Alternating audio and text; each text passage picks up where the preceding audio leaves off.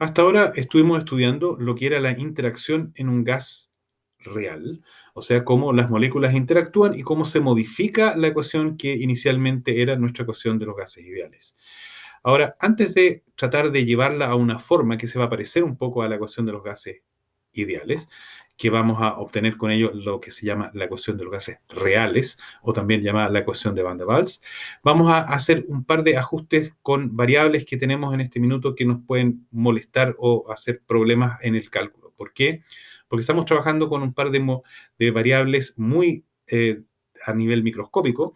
Por un lado tenemos la cantidad de moléculas que tenemos, este n acá es el número de partículas, que es un número del orden de 10 elevado a 23, 24, 25 partículas, o sea, un número gigante. Así que para poder liberarnos de ese problema, lo que vamos a hacer es dividirlo por el número de Avogadro, que es la cantidad de partículas que tiene un mol. En consecuencia, si yo divido el número de partículas por el número que tiene un mol, voy a obtener la cantidad de moles. Así que, y el número de Avogadro es 6.02 por 10 elevado a 23. Así que si yo divido este número por ese número de acá, voy a obtener el número de moles, que es un número bastante más fácil de usar y manejar. Por otro lado, si yo tengo que la concentración tenía este número gigante, que era el número de partículas dividido por el volumen, con lo cual la concentración ya era un problema porque era un número gigante. Si yo introduzco ahora el número de moles como el número de partículas partido por el número de Avogadro e introduzco este n acá arriba, yo voy a obtener que la concentración la puedo escribir como algo que no depende de números exorbitantes, que es el número de moles partido por el volumen, y queda multiplicado acá por el número de Avogadro, que es el número gigante que tenemos. Ahora, este lo queremos separar porque resulta que tenemos otro número que es muy pequeño, que es el número de la constante de Boltzmann, que a su vez está en el orden de 10 elevado a menos 23, o sea, sumamente pequeño, y queremos tratar de ver de combinarlo estos dos números de modo que al final podamos trabajar con un número bastante más manejable. Así que vamos a introducir todavía el concepto que también necesitamos para los gases reales del volumen por mol. Aquí tenemos el volumen, aquí tenemos el número de cantidad de moles que están contenidos en este volumen. En consecuencia, este es el volumen que ocupa un mol. Y con ello ahora podemos también reescribir la concentración, que habíamos escrito como número de moles por el número de Avogadro partido por volumen. Podemos usar ahora esta definición del volumen molar y vamos a introducirlo acá, este n por v, o sea, el número de moles partido por el volumen, y acá es el volumen partido por números, es el inverso del volumen molar, lo podemos introducir acá y nos queda entonces de esta forma. La concentración es el número de Avogadro partido por el volumen que ocupa un mol. Así que ahora podemos mirar nuestra ecuación y podemos tratar de introducir este cambio. Acá vemos justamente la constante de Boltzmann, que es este 10 elevado a menos 23, 1.38 por 10 elevado a menos 23 Joule por Kelvin. Este número que es tan pequeño lo vamos ahora a analizar y vamos a tratar de rearmar la ecuación de los gases ideales primero. En consecuencia, primero no vamos a mirar esta parte de acá, sino vamos a mirar puro este pedazo acá que corresponde a lo que es la ecuación de los gases ideales. Y sabemos ahora que la presión partido por la constante Boltzmann y la temperatura es igual a la concentración. Pero como ya acabamos de ver, por otro lado, la concentración era igual al número de moles por el número de Avogadro partido por el volumen.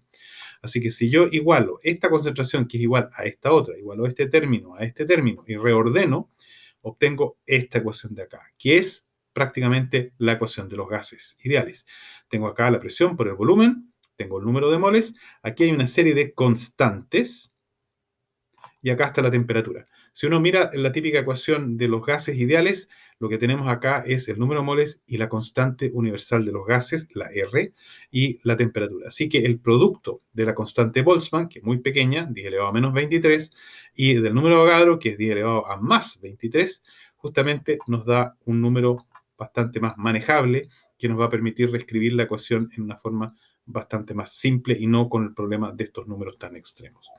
Así que esa es ahora la constante de los gases. Veamos ahora cómo podemos adaptar nuestra ecuación más general. No vamos a mirar el término del cubo, vamos a mirar solamente el término cuadrático y lo vamos a analizar en función de lo que ya vimos que tiene este término correspondientemente. Ahora, ya vimos que analizándolo, aquí hay un tema que tiene que ver con el volumen de la molécula. O sea, 4pi r del radio de la molécula al cubo tercios es el volumen justamente de la molécula.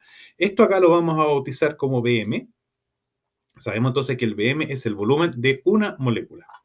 Y por el otro lado tenemos este factor de acá, que tiene la energía del potencial, de qué tan profundo es el potencial, y tiene este factor numérico adelante.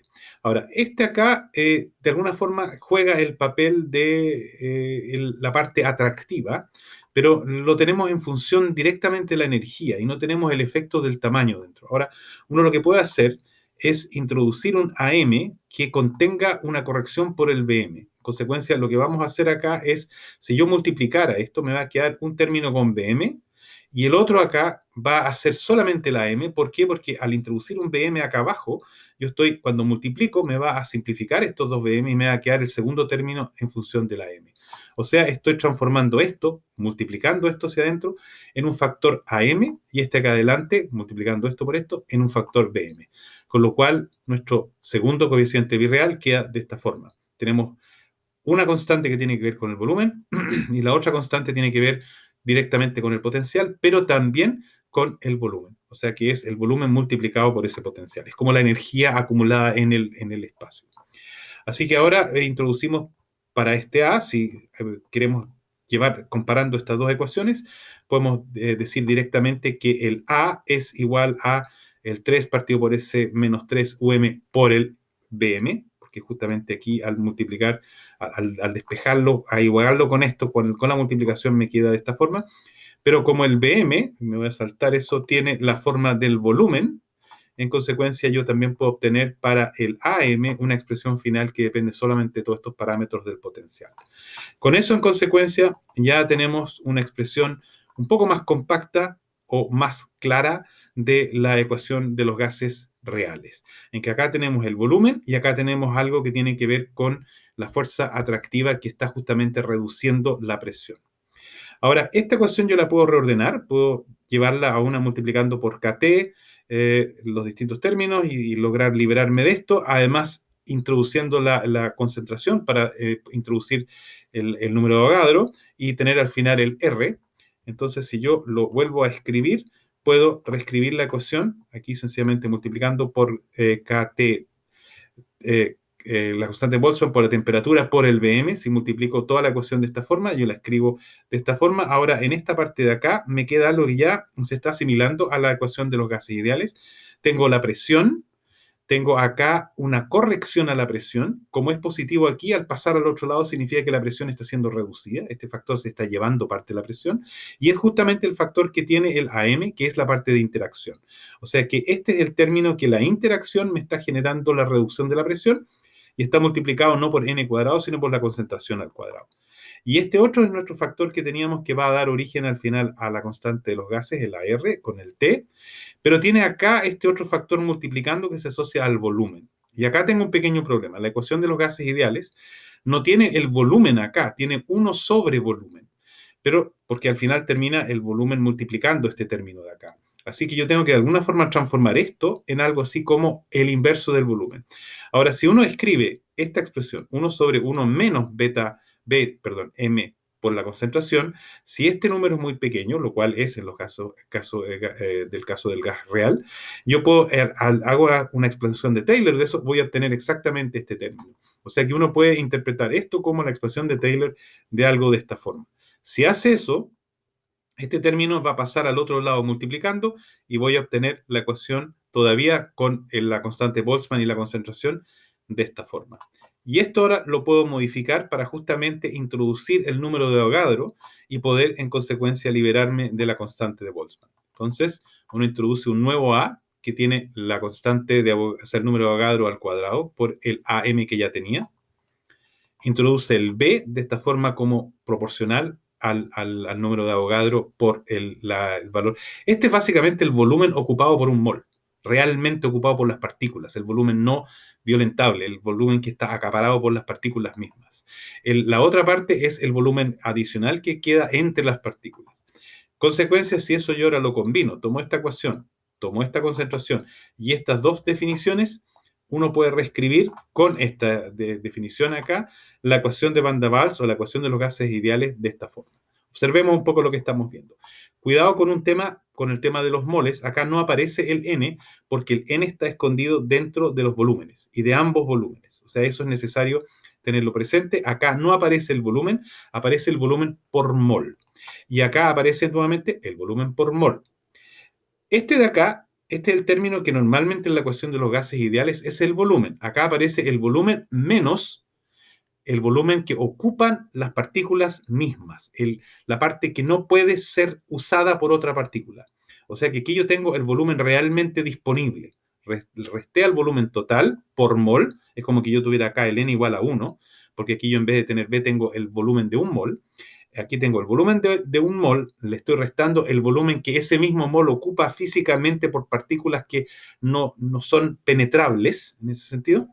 Así que tengo que esa primera la corrección en que en vez de tener volumen, tengo volumen menos el volumen que no puedo usar. Y acá tengo la presión con el tema de la parte de la fuerza atractiva que está reduciendo justamente la presión, de que los impactos de las partículas son más lentos en la superficie por efecto de la atracción de las distintas moléculas, en que el factor cuadrado que yo tenía con el n quedó aquí como 1 sobre el volumen al cuadrado, porque el volumen justamente es inversamente proporcional a la concentración, volumen molar, cuidado, y eso significa que es inversamente proporcional al número de partículas al cuadrado. Y va multiplicado por este factor que tiene que ver con la fuerza atractiva. O sea que aquí yo tengo mi modificación de la presión, mi modificación del volumen y acá el factor, entre comillas, clásico de lo que tendría en la ecuación de los gases. O sea, esta es la ecuación que equivale a la ecuación de los gases ideales, pero con las correcciones por repulsión, centro de la partícula, y atracción, la parte atractiva del potencial, para justamente modelar un gas real. Esta es la llamada ecuación de Van der Waals.